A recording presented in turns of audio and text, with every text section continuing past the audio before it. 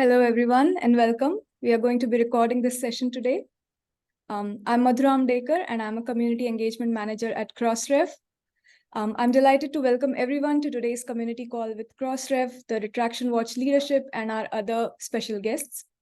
Today's call is a follow-up to the announcement on 12th September about Crossref's acquisition and opening up of the Retraction Watch database, which is a significant step towards the pursuit of research integrity. If you have a question during the call, please write it in the Q&A box so that it's easier for us to keep track and for everyone to be able to see your questions, and we'll be able to field the questions to our panelists as well. We hope that this will be an enjoyable and productive meeting for everyone, and we expect everyone to hold to the Crossref Code of Conduct. I want to start by giving a brief overview about Crossref Retraction Watch and also introduce our panelists for today. Crossref is a not-for-profit membership organization that works to make scholarly communications better. It makes research objects easy to find, cite, link, assess, and reuse. Crossref offers a variety of services and initiatives that have always focused on documenting the scholarly record and making it easy for the community to assess the trustworthiness of scholarly outputs. Retraction Watch is a blog and a database whose parent organization is the non-for-profit organization, the Center for Scientific Integrity. Retraction Watch started as a journalism blog with an aim to cover stories about research integrity and scientific corrections. The Center for Scientific Integrity, which has been funded by the MacArthur Foundation, the Arnold Foundation, and the Hemsley Trust, has also built a comprehensive database of retractions and other amendments to published articles. Both Crossref and the Center for Scientific Integrity have a shared mission to make it easier to assess the trustworthiness of scholarly outputs. And as a step in this direction, the Retraction Watch database has been acquired by Crossref and made publicly openly available. I want to briefly recap some of the salient points from this recent announcement. As I said, the Retraction Watch data and the database has been acquired by Crossref and made a public resource. Retraction Watch will continue its work under the Center for Scientific Integrity. The full dataset has been released through Crossref's Labs API, and it's available initially as a CSV file to download directly. An additional aspect of the agreement is that Retraction Watch will keep the data populated on an ongoing basis and always open, essentially providing a service together. This initiative is complementary to publishers registering their retraction notices directly with Crossref and using Crossmark, which is very important. Both organizations are clear that publishers remain the primary steward of the scholarly record, and this new data will be able to augment publishers' efforts. To share more on this development, our panelists today are Rachel Lemmy, who is the Director of Product at Crossref, Ivan Oransky, who is the co-founder of Retraction Watch and Executive Director of the Center for Scientific Integrity, Jody Schneider, who is an Associate Professor of Information Sciences at the University of Illinois Urbana-Champaign School of Information Sciences. She is the PI of the Alfred P. Sloan Foundation-funded research project, Reducing the Inadvertent Spread of Retracted Science, and a Public Voices Fellow of the OPED project. We also have Michelle Avisar-Whiting, who is the Program Officer for Open Science Strategy at Howard Hughes Medical Institute, Jennifer Heimberg, who is the Director of the Strategic Council for Research Excellence, Integrity, and Trust at the National Academy of Sciences, Engineering, and Medicine in the US. And last but definitely not the least, we have Chris Graff joining us from the publishing house Springer Nature, where he is their Research Integrity Director. To begin, I want to go around to each panelist and request them to share in one breath what their first reaction was when they first heard this news. Can I start with Jody, maybe? A dream come true.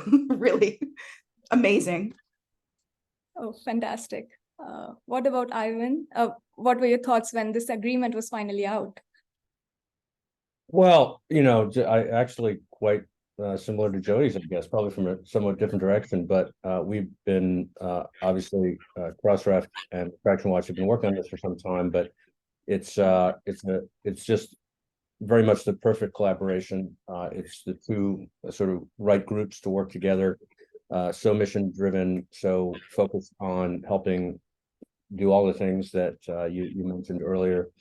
So I was really happy. I did say I was telling at least a couple of Retraction Watch colleagues as this was really coming together, I remember we used to have our calls on Fridays, and on the weekend after it sort of really became clear, like, oh, we've got something here and all that. I remember kind of being a bit euphoric because it's such a big development, not just for Retraction Watch, but for the scientific community. So, yes. Great. Can I ask Rachel next? I'm going to go with relief because I'm really bad at keeping secrets. As Ivan said, these conversations have been a long time in the making, and obviously just grateful to everyone involved, a lot of whom are on this call, for pulling together the conversations, the information, and the thinking, and some of the onus behind making this happen. That's perfect. Can I ask Michelle to share her thoughts next? Sure. I don't always have a positive response to news of acquisitions, but this one definitely hit different. This is like watching two people you love get married. So I immediately knew it was going to be good news for everyone. That is an interesting way to put it. How about Chris? What did you think when you heard the news? Yeah. Well, what I wrote down to my answer will be wow, right? But I've been waiting for something news to be announced. One of my team members have been speaking with Retraction Watch about the data that the Retraction Watch database held back in January, and I think Ivan, you said to her, "Yeah, wait, there's some big news coming." So I was like on the edge of my seat, waiting for whatever this big news might be, and then of course it was announced. I've got several reasons why I'm completely delighted, but you said in one breath. So I might hold the reasons why. No, I won't. There are multiple reasons. We don't have robust data about retractions as part of the infrastructure, the complex wiring we use and all rely on. And bringing together the two organizations really helps create that. And I think that's really good for both organizations. Sustainability for Retraction Watch, richer data for Crossref. I think that's great for publishers. Really great for publishers. Maybe we'll talk more about that later. And I think that's really great for research as well. So, I can't find any downsides. So that's sort of why I said, wow. Thank you, Chris. And last but not the least, I want to ask Jennifer on her thoughts. Thank you. Yeah, I guess my initial thoughts were that, the good work, the great work started by Ivan and his team, raising awareness on this really important aspect of our scientific process had found a natural home and a great place for further changes to take place to continue to improve the quality of our scientific products. Thank you. Thank you, Jennifer. Thanks, everyone. Let's now head and discuss what's meant by retractions. So for this, I want to hand over to Jody, and I request her to share with us briefly about what retractions are. So retraction is supposed to be a mechanism for correcting the literature. When something is really seriously flawed, there's an error, there's data that can't be, or findings that can't be relied on, lots of different reasons that happens. This part of correcting the record, this is why I'm so excited about this partnership, because we're not often correcting the record.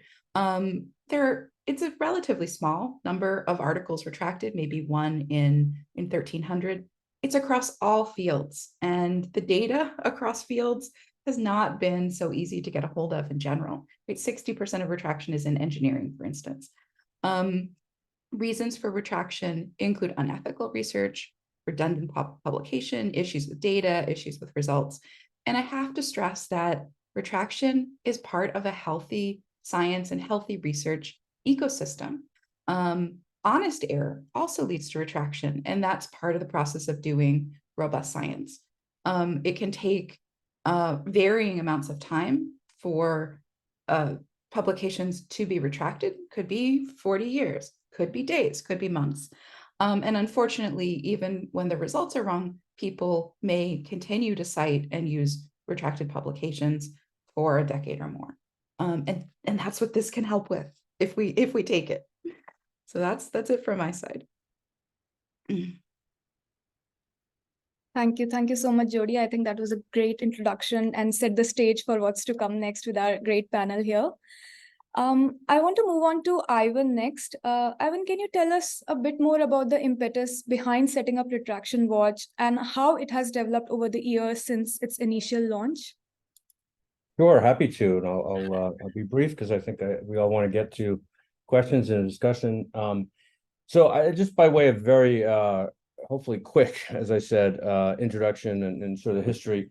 Adam Marcus and I we co-launched Retraction Watch in 2010, so about 13 years ago now, a little bit more than that. And we had two basic sort of premises, sort of reasons for doing it. One was that these were great journalistic stories. Adam had broken a big one, which I won't get into now, but you can look it up. And I just thought there's a lot of great material here, and as journalists, finding stories like that all the time is it's terrific and important. The other thing, though, was that we found that retraction notices, mostly we were concerned with how sort of opaque and often unhelpful they were. Not exclusively, but there were a lot that really felt that way and looked that way, and they were also hard to find. That part of it, though, to be honest, didn't really pick up until several years later. So for a couple of years, it was just me and Adam. We were writing a blog. It was fun. You get to do kind of what you want as a blog, especially when you don't even have, any structure, any sort of corporate structure or anything else.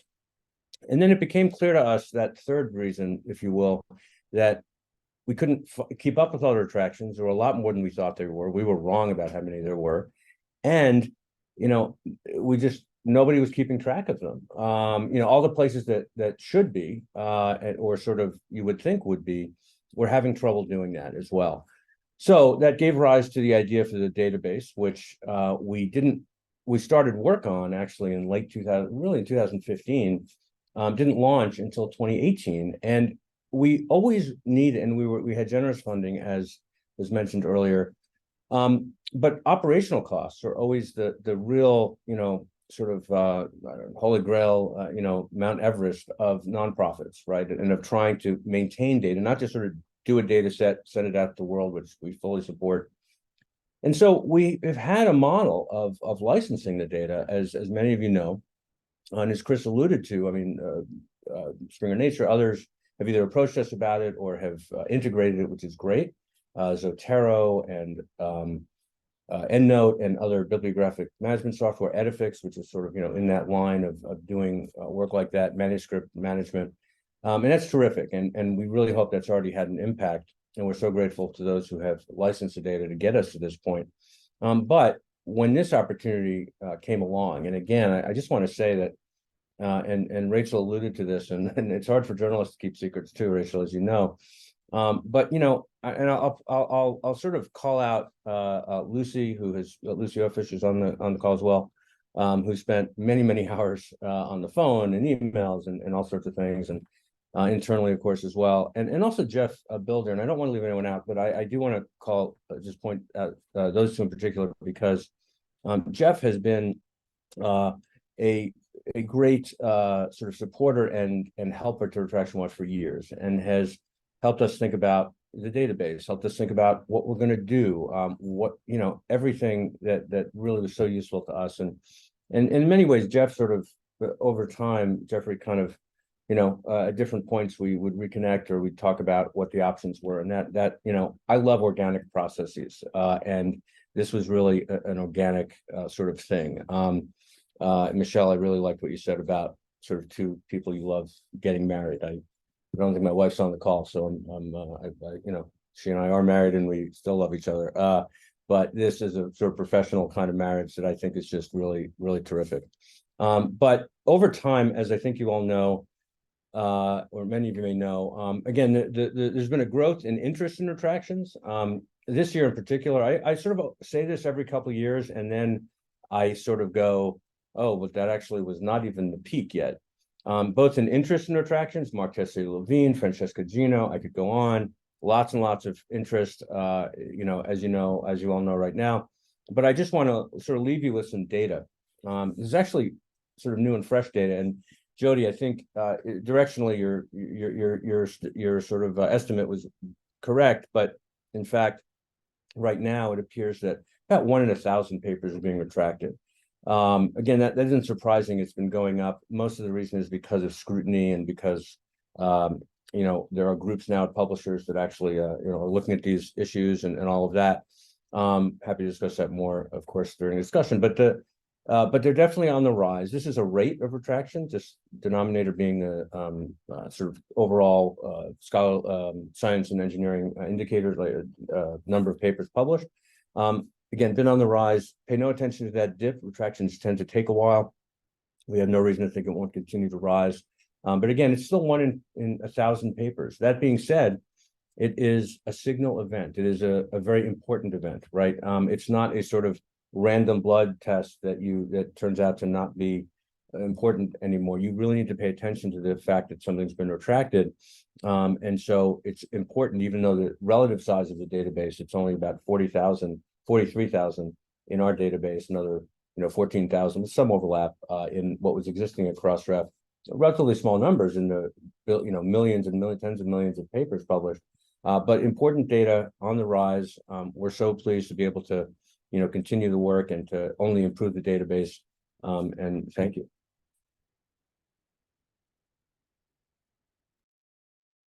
Thank you so much, Ivan, for sharing that. I want to next invite Rachel, who has led this initiative from Crossref, which has been the culmination of several conversations over the years, to give us an overview of what Crossref's plan is with the data. Cool, thank you, Madhura. And I think, as said, as Ivan would say, there've been a lot of us involved from the Crossref side, and as you said, Lucy has pulled together details that are hard to come by, and but it's been a good, and as I said, a good sort of discussion in getting to this point. I think what I wanted to highlight was I guess what we are seeing at the moment at Crossref, and I think that's a nice complement to what Ivan and Jody have highlighted in terms of what we're talking about, the volume of information that we're seeing. And Madhura, you've already done a much better job at me than at introducing Crossref, so I'll keep this going. At Crossref, we are our board voted in 2020 to endorse our support for the principles of open scholarly infrastructure. We want to work in open ways. We want to make the information openly available so that it can provide maximum benefits to the community. And I think we all know that that a journal article is just one piece of the information about research or the work that a group is doing, and we collect and have metadata that aims to give kind of a wider picture. So this kind of rich and reusable open network of relationships. So connecting research with the process, the related data, the identifiers that really help build up a bigger picture of the work. And I think that's really important, whenever we're talking about being able to read around or infer the integrity or the information behind a piece of research, which sort of rolls into this vision of the research nexus, which we've talked about on community calls before. But I think just that kind of wider picture, and that those links that exist between a piece of research and the wider context that it exists in. So being able to build out information on things that happen to a work post-publication, and especially something as important as retraction information, seemed very much in scope with working towards this goal. We've talked about, Madhura, you used the phrase sort of augmenting data that we get from Crossref members. We think this is really important. And we, as of, I think about a week ago in our API, we could see just under sort of 14,000 retractions in the metadata, which has been provided by our members, so institutions, publishers, library publishers, right across the board. But we knew that that was a small percent based on the number of retractions that Ivan and his team have found, collected and distributed over the years. It's key that this information is machine readable so that it can be integrated into the types of tools and services that Ivan has already mentioned. And we've been thinking over time, how can we reinforce that this information is important? How can we incentivize, our members to provide it? And, we expose it via our open APIs. We show it via the Crossmark enabled fields as one of the, I guess, kind of the 12 key metadata fields that we sort of encourage our members to provide via our participation reports. And we used to actually charge an additional fee for registering this Crossmark piece of the metadata. And we removed that in 2020 because, charging people extra to do things that we would consider best practice didn't seem like best practice on our side. And I think the other thing, Jody might mention this too, is that, again, several of us are involved in a NISO initiative that aims to publish a recommended practice, hopefully in the next month, to encourage to build out recommendations on how to communicate this information downstream. Because if we make this information openly available, it lets people build interfaces, tools, and services, or add functionality to existing tools. There's obviously the process of notifying people downstream when a publisher is retracting a work. That's often quite a manual process. It could definitely be more automated. And, teams like Jody who are actually, like Jody's team that are doing research into this. But I think the point is that these use cases can really only be enabled if the information is comprehensive, high quality, and open, because otherwise you run the risk of making, of false positives. So making an assumption that something hasn't been retracted when it has, and that information then perpetuating downstream through the literature. And that's something that we want to avoid. Reiterating this piece, we've got this in the FAQs, but there are a couple of places, thanks to Martin Eves' work, that mean that we're able to make this information available now via our Labs API and via a CSV file. And we are doing, we're starting to think about the work that we're going to do to integrate the Retraction Watch data into our REST API. The main thing we'll have to do about that is model the data. We're working towards a metadata model where it'll be much easier and clearer when we're ingesting information from a third party to show who's making the assertions about the data. But we need to model that carefully, and we'll share that out with the community as we do it, so that we can get feedback, so that we can, again, make the information as useful as possible downstream. So I want to leave time for discussion. And I'll hand back over to you, Madura, because we need to also have time for the questions that we haven't answered yet. Thank you. Thank you so much, Rachel, for sharing all of that. And to get the discussion started, I think it will be interesting to understand what this development means for different stakeholders or the different communities that they represent. So I want to start with you, Michelle. Can you tell us a little bit about your thoughts on what this development means for funders? Sure, happy to.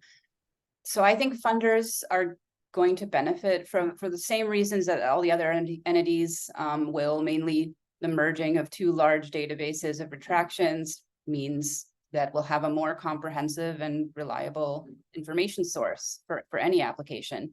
What those applications will be in practice for funders remains to be seen. I know both anecdotally and from studies that funders, by and large, haven't made tracking of retractions a part of their review process. This is a little strange to me, given that the majority of retractions are related to misconduct, and you'd think a funder would want to know if their money was going toward potentially fraudulent or an unethical research. But perhaps that's exactly because it hasn't been totally intuitive finding that information. After all, most people still think retractions are extremely rare. And of course, if they end up getting a lot of attention, like some of the ones that Ivan already mentioned, especially when they happen to high-profile researchers, then retractions due to misconduct could lead to temporary debarment from funding. But the application that I think is much more important, certainly for us at HHMI, is not the punitive one, but the one that is concerned with reward and recognition, if you will. Dorothy Bishop wrote this great piece actually in Retraction Watch several years ago, where she said that the most important thing funders can do is to value reproducibility as a criterion for funding research. So things like requiring registration, open data and code, reporting of negative findings. But I think retractions and certainly other forms of post-publication correction play a huge role in this, particularly if it's the authors, initiating those actions themselves. It should be viewed as an act of integrity for authors to correct the record on their publication. It should bolster confidence in that researcher, and they should be rewarded for doing that. We know that the community broadly agrees with this because the data show that authors who self-report errors don't suffer the same citation penalty on their work as authors who don't self-report. But we know that it's also, as rare as it is for funders to track down and take into account retractions due to misconduct, it's even less common for them to seek examples of self-correction. So in the main, this idea of self-corrections of the research record don't factor into funding decisions, but I do expect that this is going to change now because there's been a shift. I think everyone has felt it. There's a shift in emphasis in recent years away from someone said being right and toward getting it right. In other words, a growing interest in leaving behind the superficial measures of impact and looking at indicators of reliability, rigor, and integrity. As one case in point, before I stop, the 2017 revised code of conduct of the all European academies lists giving credit to authors for issuing prompt corrections post-publication among its good practices in research publication. I do think we'll start to see more of that, especially with this development. And I'll leave it at that. Thank you, Michelle. I want to go to Jennifer next and would love to have your thoughts on this as well.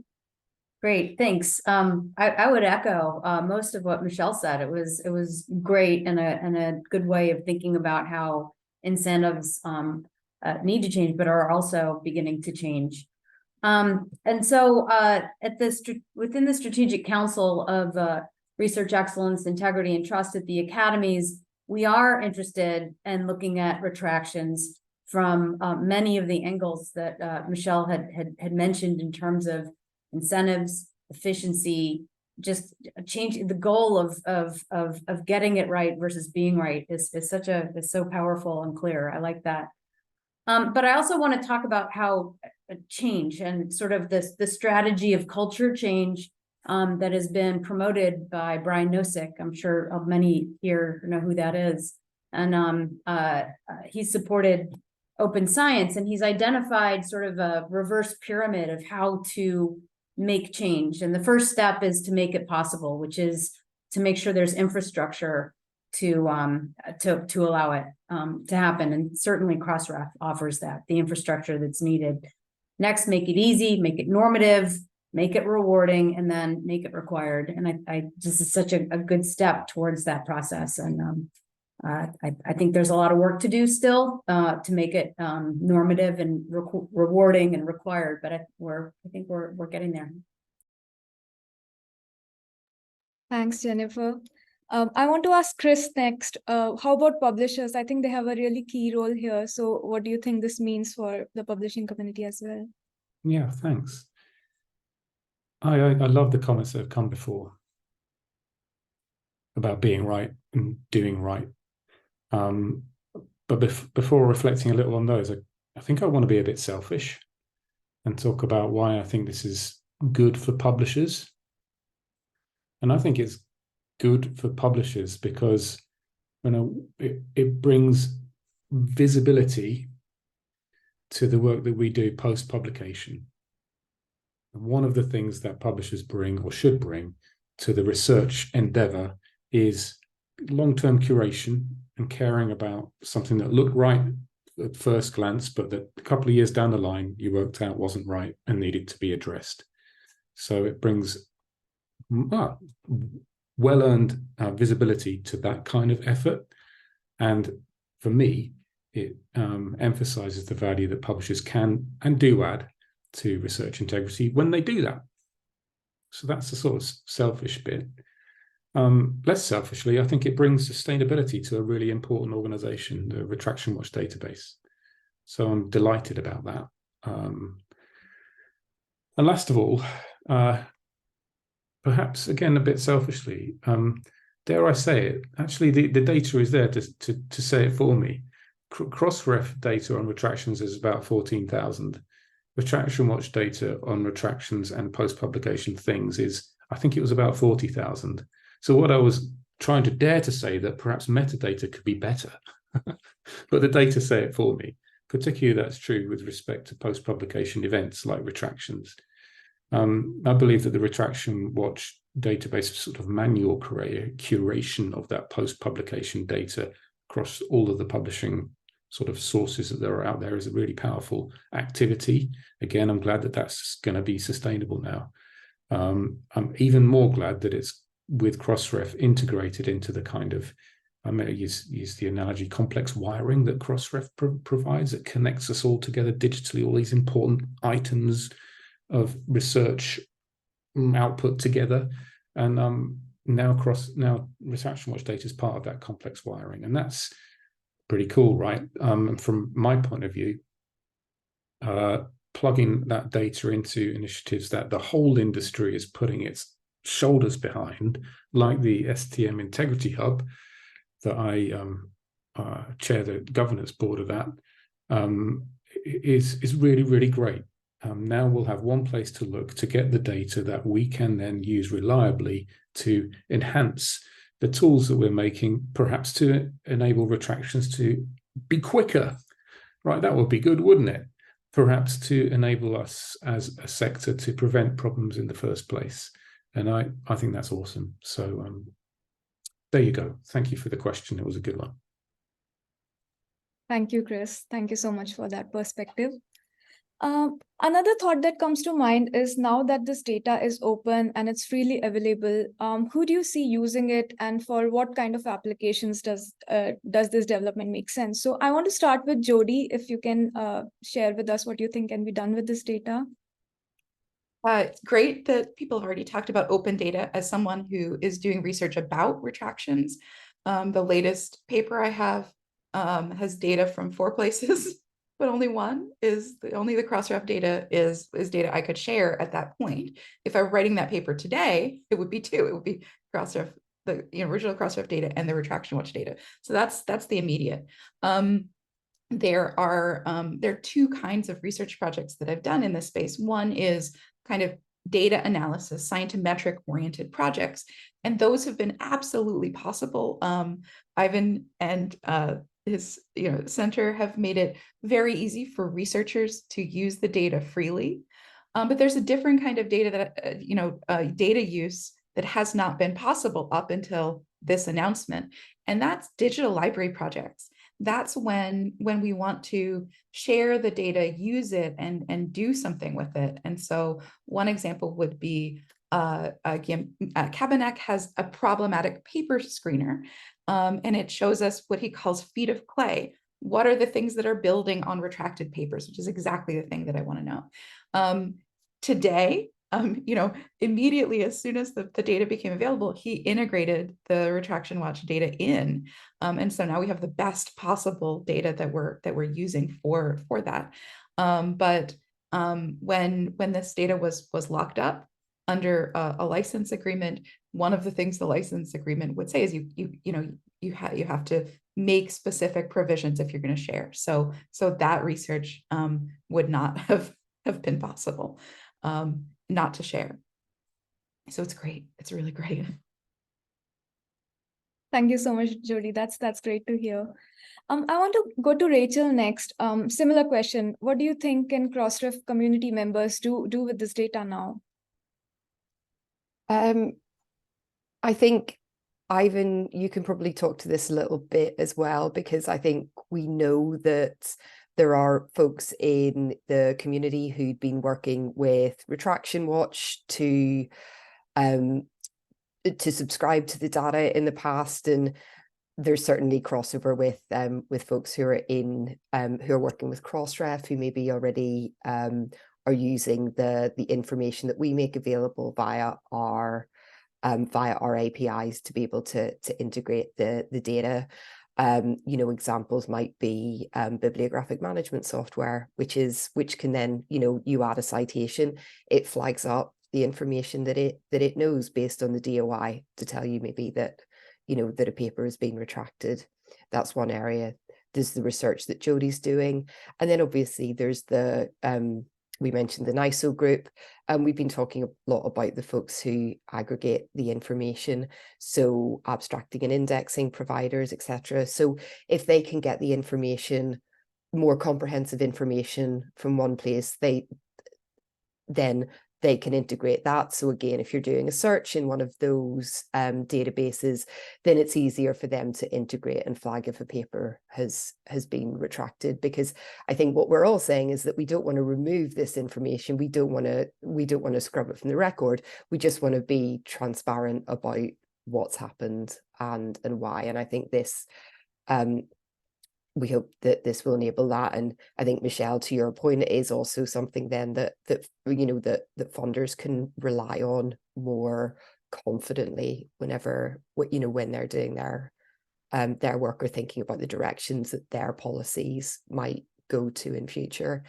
So I think lots of things. And I would say is that the questions that we get most about using the Crossref data isn't, about maybe how to query the API or, response rates or things like that. It is, we're looking for this information and it isn't there.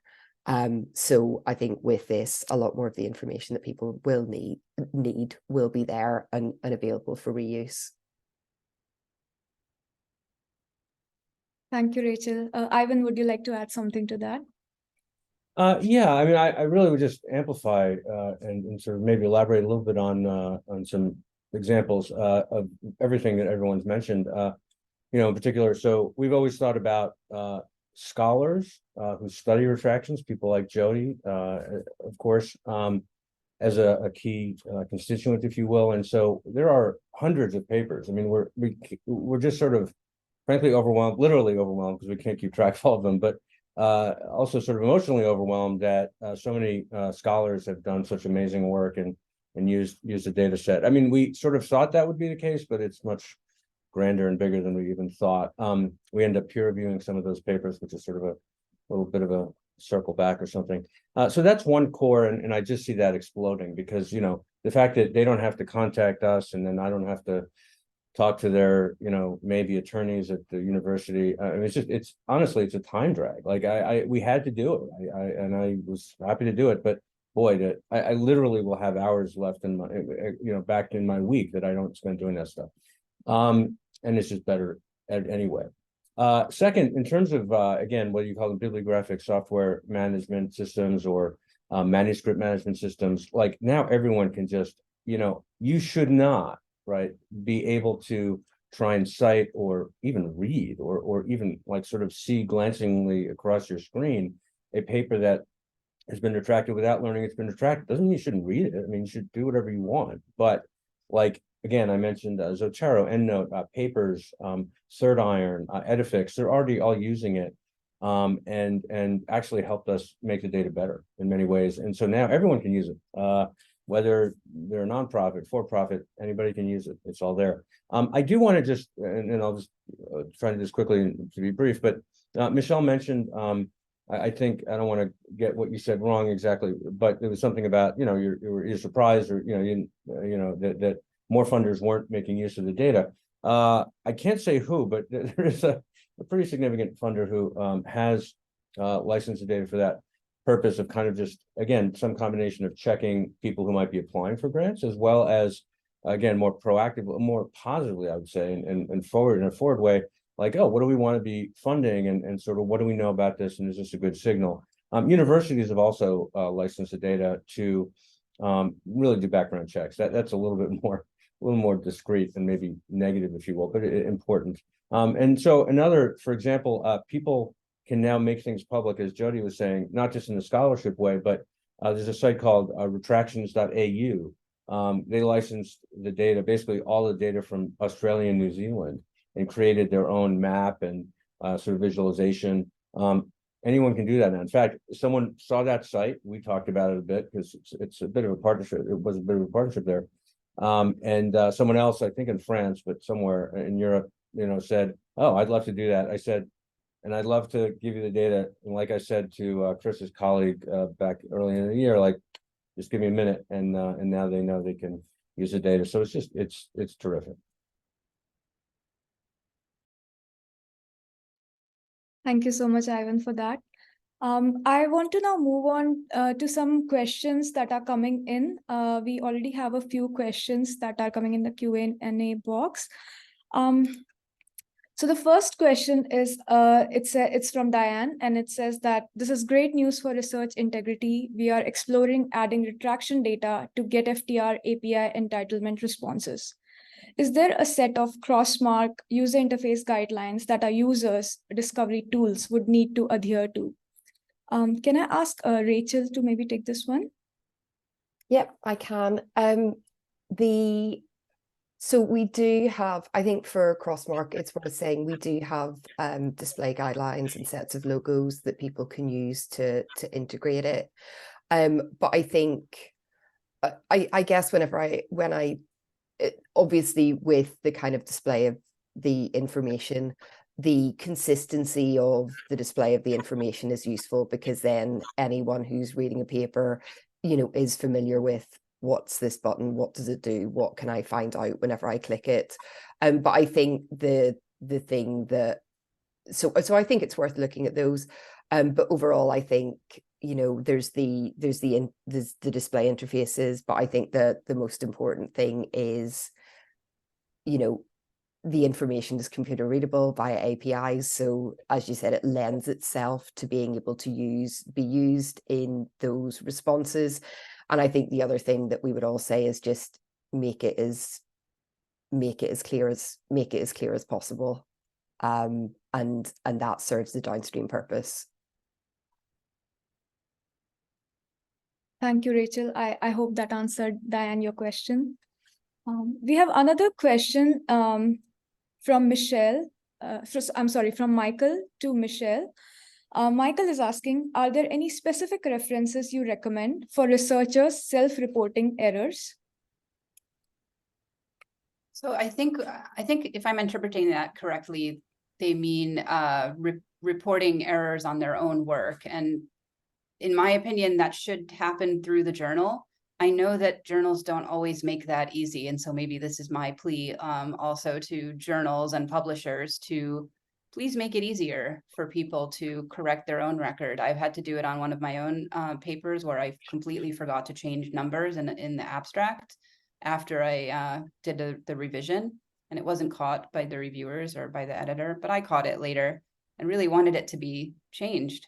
But the only way to change it was to issue a comment on the paper, which isn't even possible on a lot of publisher sites. So even that minimum intervention isn't possible at the time. And I think that's really problematic. I don't really understand why, in the digital age, we have the ability to version. And so people, I think publishers should be embracing those requests and featuring them prominently. Sorry if I've misunderstood the question, though. Thank you. Thanks, Michelle. We have another question from Harinandini. It says, congratulations on your partnership. Would it be meaningful or possible to classify retractions into 2 buckets in the database, whether the retraction was due to honest error by any of the involved stakeholders, or due to willful misconduct by any of the stakeholders? Is this data already available? Ivan, would you like to comment on that?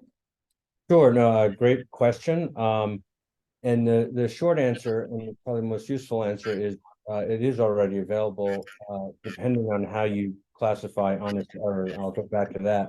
Our database has always had, the Retraction Watch database, excuse me, has always had a taxonomy of reasons for retraction. It's actually one of the things that you literally won't find in any other source of data, because it's sort of created by Retraction Watch and added there.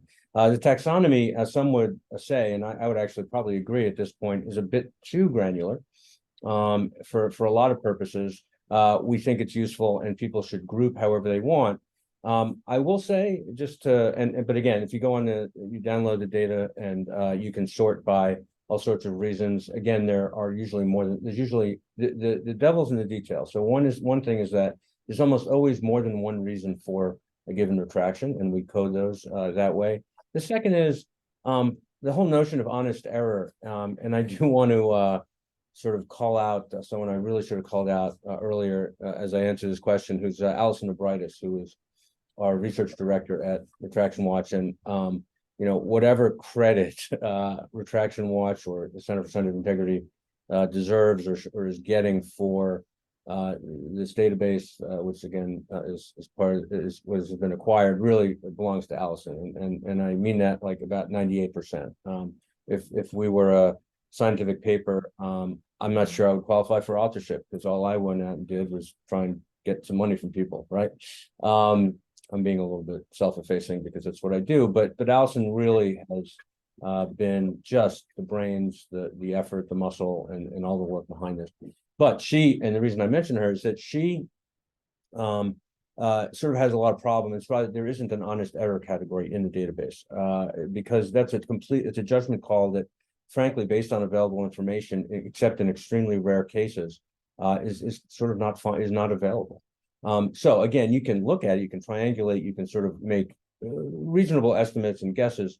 But I think much more interesting, or not much more interesting, but I think much more evidence-based and much more sort of useful is to really dig down into what the issues with the paper were, because honest error, you need to literally have someone say either I committed fraud, which most people don't typically do, which would be the opposite of honest error, or here's exactly how this is honest error, and then people have to judge that for themselves. So yes to lots of a big taxonomy that we hope is really useful, not necessarily to honest error, but just because it's a you know, it's a difficult sort of thing to suss out.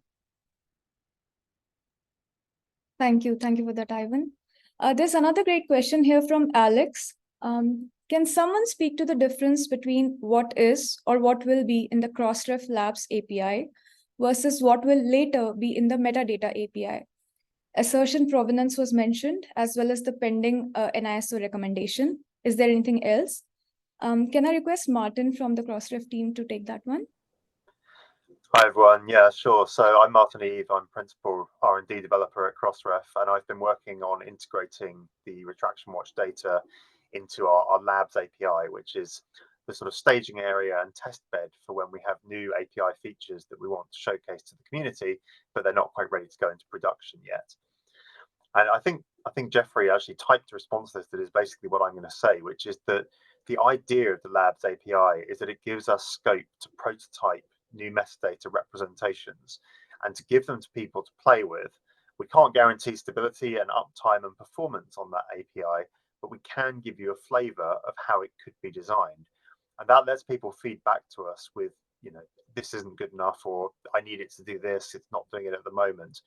So basically, there's a period now of community testing where people who want to use this can have a go, can get in touch with us and tell us whether it's meeting their needs or not.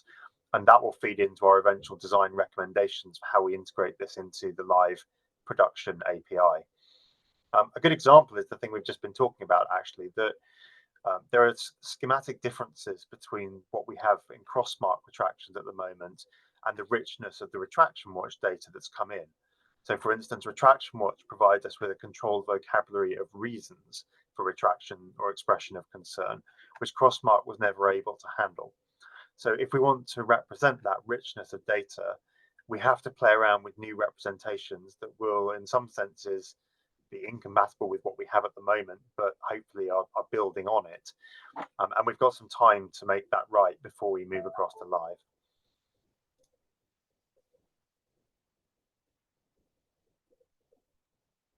Thanks, Martin. Thanks for that.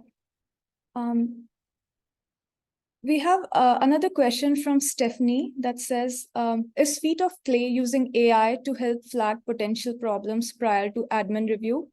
Can someone from the panelist volunteer to answer this one? I think the co-creator of Feet of Clay is on this, not on the panel, but is on the chat. So not to put him on the spot, but maybe he can at least type an answer or something. But I don't know how that works. I'm going to try and hit allow to talk. Perfect. Thanks, Ginny. Wait a minute.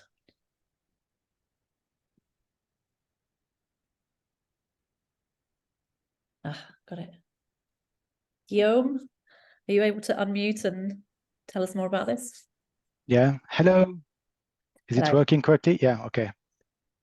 Yeah, thank you for letting me explain what the Feet of Clay is. It's not using AI at all. It's only flagging those papers that cite retracted/puppered papers with algorithms from the 1970s. So no big game here. Yeah, and then the website shows these papers or sometimes monographs that cite probably unreliable materials. And then we as a community flag these papers that could be unreliable on PubPeer. And we expect the publishers to maybe reassess those papers that are not flagged on PubPeer or not retracted yet, but that cite unreliable sources. Thank you. Can I just want to amplify something there again. One thing is, first of all, I would really recommend everyone, from publishers to individuals to scholars, etc., take a look at the problematic paper screener, not just Feet of Clay, but the rest of it is really amazing. But it just, I think and Guillaume's answer, of course, was very crisp. One of the things that we at Retraction Watch sort of like to underscore, particularly in using the data, is that there's actually a lot to do to clean up what is already out there. And one of the, I would say, concerns that we've had is that people, particularly those who maybe have startups, AI startups, ML startups, whatever it is, they've leapfrogged that. They've sort of like, oh, well, that's in the past, and started creating these solutions which may work one day. I'm very skeptical, because I'm very skeptical of everything, but I would love to see them work. That being said, it actually doesn't take AI or ML, with all due respect to those amazing technologies, to do a lot of this work. And I think that there's a massive cleanup effort that is underway, not as quickly as maybe a lot of us would like, but it's definitely underway, that can actually accomplish a tremendous amount using simple old, as Guillaume just said, algorithms from the 1970s. I don't even know if you need algorithms, but I'm not a technical person, as a lot of people know. So I would just say, like, great to be excited about all that, and let's have those efforts moving forward, but let's not forget the efforts that I think, frankly, this acquisition and integration will make possible in a way that, maybe that was part of what was slowing things down. I'd be the first to sort of acknowledge that. The fact that we couldn't make it available, it hadn't made it available, but now it is. So great, let's go. Thank you, Ivan. I'm not seeing any other questions, but please feel free to put your questions in the Q&A box. But in the meantime, I want to invite the panelists, if there are any questions that they'd like to ask each other, if there's something else that anyone wants to bring up, please feel free to do so. I have a question. I'm not sure if it's for Ivan or Ed or who exactly, but It's just regarding that differential in the list that Crossref already had and the one that Retraction Watch had, which is there's a big difference in that list. And I think most of that is attributable to lack of reporting from publishers and journals. And so to the extent that that you're able to measure that sort of going forward, because my assumption is that we'll continue to fund the efforts that the Retraction Watch team makes in finding all of these more obscure retractions and corrections and feeding them into the Crossref system. But what we really like is for, publishers and journals to take that responsibility and make sure that they're actually submitting that information to Crossref, right? So maybe there is an opportunity for a nudge there.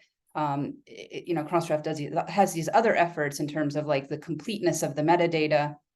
Is there something could there be something in the works there on completeness of metadata around retractions and perhaps expressions of concern as well?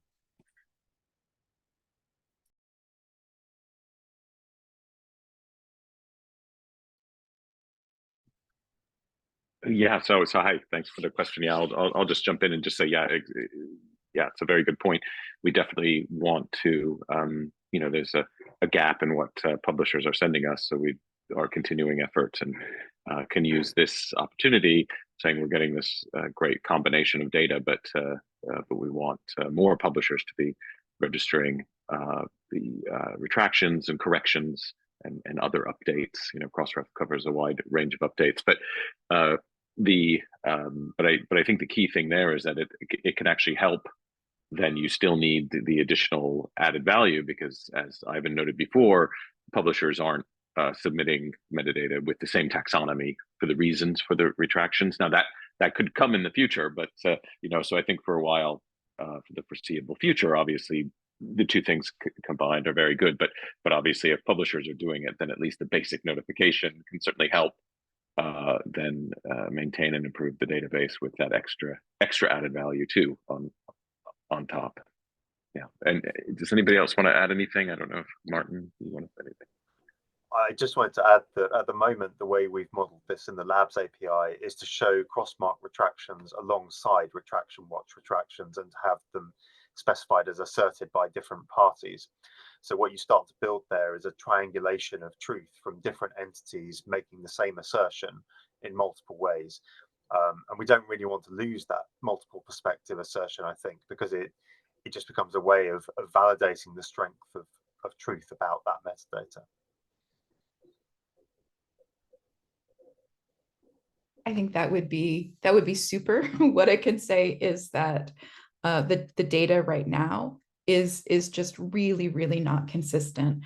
And there are a number of problems. The problems that I've seen in the research that we've done recently, we pulled data in April 2023 from Crossref, Retraction Watch, Scopus, Web of Science.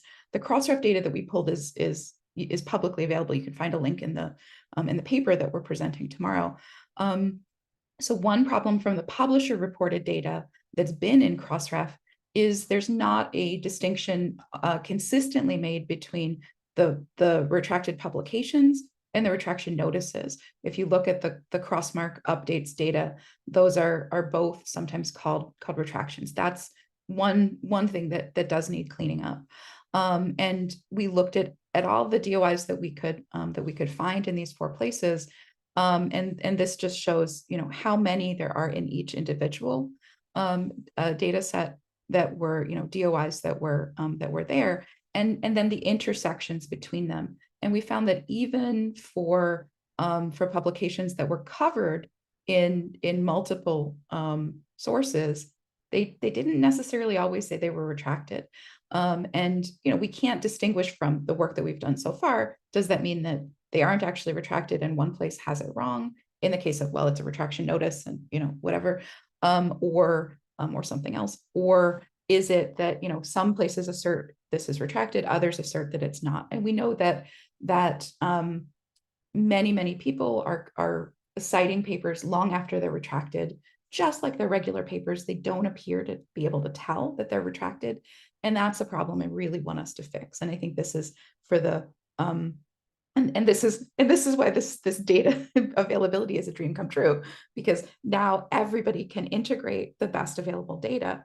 Ivan, mentioned, Alison Abrides, who did her PhD about retraction, who's been curating this data, who really understands. It's so hard for a normal everyday person to know what's retracted. Even me looking at the hand, we pulled like 200 papers, 200 DOIs to look at for this, and distinguishing, is this a retracted paper? It's often really, really challenging to figure that out. We need to make it easier for end users to tell. Great. I actually want to say two things. One very quick, and so it sort of went by, but Jody did mention it in her very first slide, I think, or one of her slides. 60% of retractions are in, I think you said engineering, which sort of broadly speaking, maybe different kinds of engineering, et cetera. I actually want to like sort of make sure that resonate, or I hope it resonates. And one of the things that has happened over time is that people think that most retractions are in biomedicine, in the life sciences. Now, depending how you slice and dice the data, that's almost vaguely not really true, but the perception comes from the fact that a lot of news outlets in particular, and including Retraction Watch for that matter, given where Adam and I come from, tend to not overcover those, but tend to focus on those. They're the ones people can understand. I mean, people don't understand a lot of the other stuff. But what I'm really hoping is that, the availability of these data just sort of change that perception, and just in many, many different ways, make the thoughts we have about retractions actually be evidence-based, which ours have changed over time because the data changed. But the reason I wanted to actually jump on just to say one sort of vaguely unrelated thing is, there's been a little, I want to say confusion, but just sort of good questions about the role of Retraction Watch, the blog, which is really the journalism side of the Center for Scientific Integrity. And I just want to sort of underscore, as the notification, the announcement did, and other items and pieces have done, this acquisition actually has no effect on that.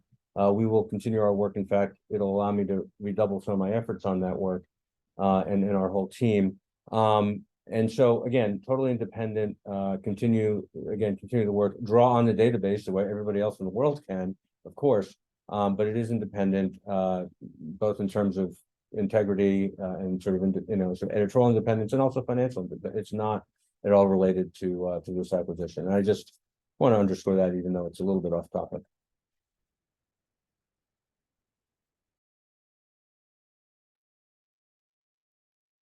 We are very close to time. So I want to take one last question that has come in from the audience. It's about, Srinivas is asking, would Works records have retraction flag going forward? Can I ask Rachel or Martin to take that one?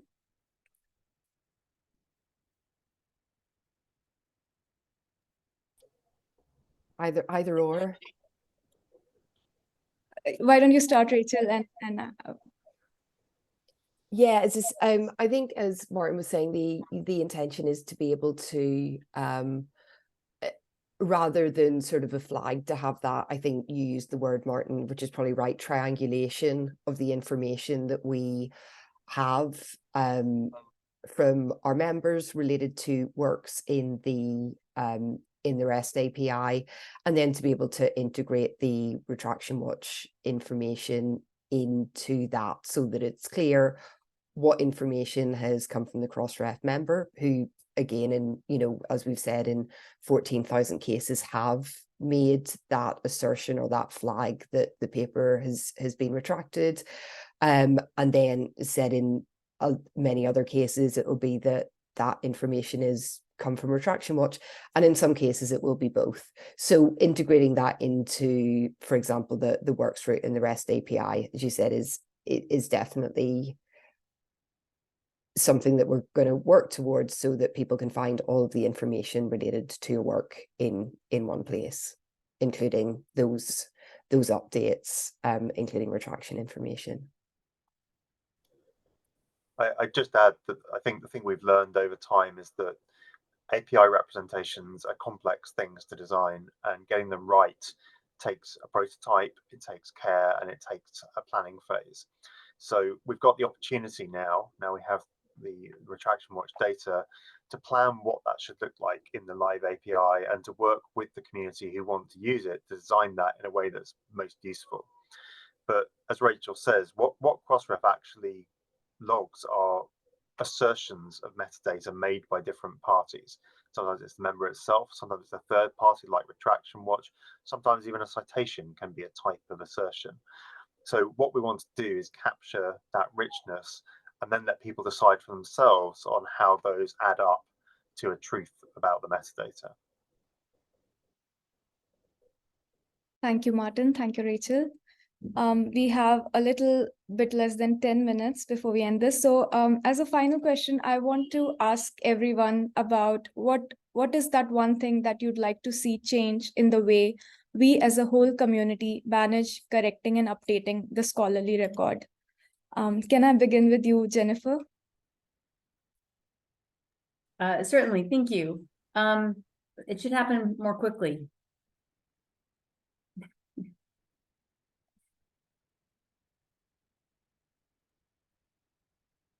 Thanks. Can I go to you, Chris, next? What are your thoughts on this? Yeah, you can. I like the first suggestion. I think that I want the emerging specialism, profession, if you like, and community that's dedicated to doing research integrity to be properly recognized and supported and enabled to do the great work that they do. Thank you. Thank you for that, Chris. Michelle, would love to have your thoughts as well. Yeah, mine has already been spoken about a little bit here, but just maybe this is an opportunity to rethink our approach to classifying retractions, because that word is really stigmatized, conceals a multitude of sins and a range of causes from, innocent errors to outright fraud. And that nuance is already captured in some extent in the Retraction Watch database. But, I think this is an opportunity to further refine it, really codify it in Crossref's metadata.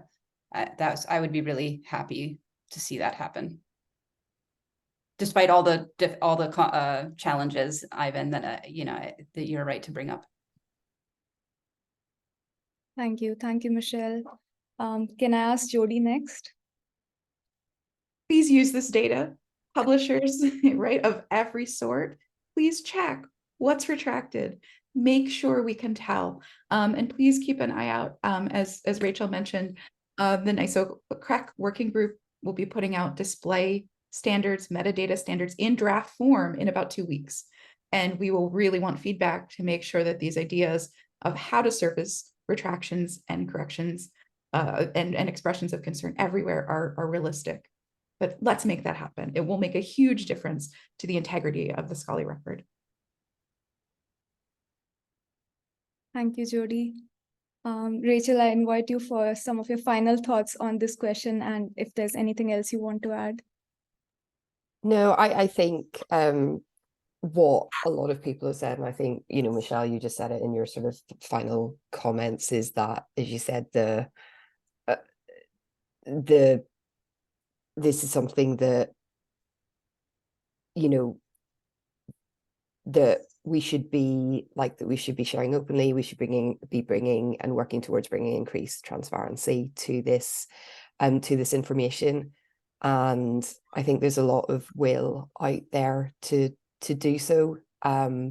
So I'm looking forward to see sort of where we go from here.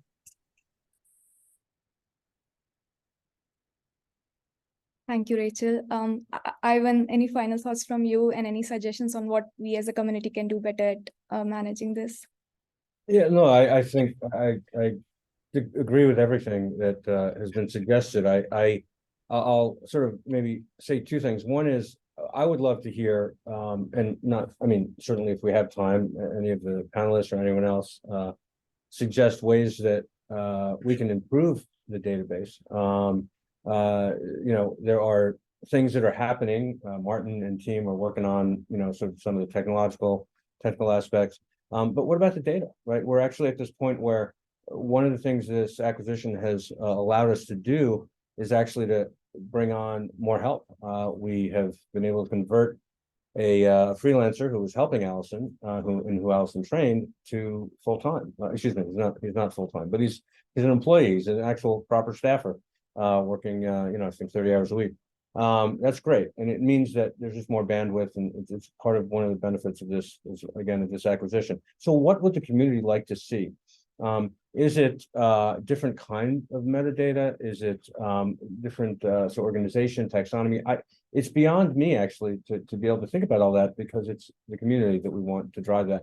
The second thing I'd say is I completely agree, of course, with let's destigmatize the correction and refraction process. We've been arguing for that literally since day one of Retraction Watch. I would sort of go even further upstream, and I think that we need to be thinking much more about the metrics that we're using, whether it's funders, whether it's universities, et cetera, because a lot of the reason why this process is so stigmatized is because of the incredibly large, sort of the outsized, nature, sort of metric that publishing papers, certainly, particularly in certain journals, has in sort of people's CVs and in their whole careers. And like, I'm sympathetic to that, but let's also think about not just, again, cleaning things up, which is what the retraction and correction process is an attempt to do, but how to, encourage a lot of the behavior that you heard about earlier, depositing data, that kind of behavior, open science, open efforts, and again, incentivizing correction of the record.